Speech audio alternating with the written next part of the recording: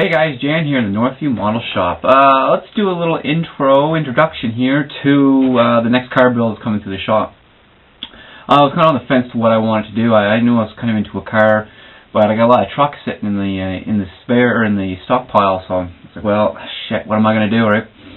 And the nascargarry, my luck has that Kijiji, which is Canada's Craigslist, he's just searching the car that he's got me building, and someone has posted pictures for sale, like 50 grand for this car, mind you. Identical, exact same car that he had when he was a kid. So he emailed me over the link, checked the pictures out. Awesome, beautiful car. All our reference material is now in place, so that's what we're going to start. So, we're going to start Revell's 69 Mustang Super Cobra Jet. This is quite an old kit. I never thought to look before we started here. The date, 1994 is when this kit was built. Gary purchased the pinstriping and stripe kit. I believe it's the yellow that he is after. He bought it just for that. Gave me the rest, which was crazy. That's like $10. So I said, man, I'll make this car turn out to be super hot for you. Instructions, very small, very simple, which will hang nice. The color is going to be one coat lacquer. It's Testers Star Spangled Blue. Ford called this Acapulco Blue back in the day. Here's the body, very sleek. A couple mold lines coming down through here that'll need to be addressed. There's a really nice sink mark right now. I guess not a sink mark, that's for little emblems. I have to see if Gary wants those on there or not. One thing he pointed out was on, hopefully I'm in the frame here, on his was the chrome antenna stuck out back here. A lot of people had them up in the front, but, or maybe not so much a lot of people, sorry. Early or late production years, they were either front or back or something, I think he told me. So we'll have to watch for that. Not bad, a little rough in here to be fixed up, and a little bit of flashing here and there, but nothing too bad to worry about.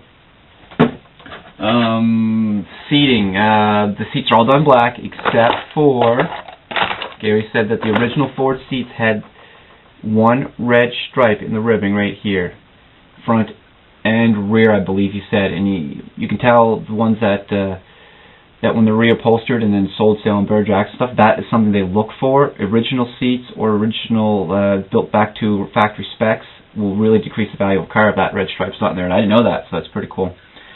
Chrome is quite simple, just the wheels and your trim accessories and valve covers is about it. I'm going to check with Gary to see if his were chromed or not. If not, we might be the first time ever doing some dechroming and painting of valve cover.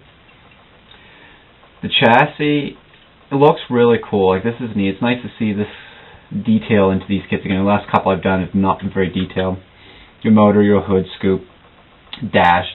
I was just thinking, this guy that posted these pictures had all kinds of awesome pictures of the interior, which made life for us very simple. Your basic tray. This looks like a really nice kit. I'm really digging all the stuff here. The 429, we spent a lot of time. That was the key. Gary spent a lot of time on his 429 detailing it out, making it look cool. You know, he bought the car when he turned 16 and sold it shortly, or sold it, I think it was 18, make money. And the guy he sold it to only had a couple of days, and then he wrote it off completely. Look at this beautiful carburetor. A lot of detail in there. That's going to be cool. Tires, very simple Goodyears. Less couple miscellaneous trim, body trim. The glass, unfortunately, has been taken out, so we might have to do some cleaning to get that back into shape. The colors, front fascia, and the piece de resistance that Gary had to go and find separate was off the body, was the rear louver for the rear window.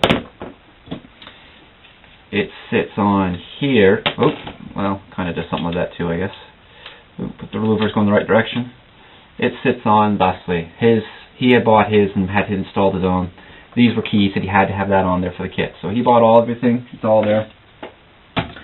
We're going to progress to go through this build. I'm going to build alongside of the plain build. So I'm going to try this. I've never done 2 or 3 at a time before. I'm going to go Dave Parker-ish on it, so we'll see what happens. But anyway, guys, hope you're interested in this. Hopefully you tune in, and we'll take it from there. Alright, guys. Adios.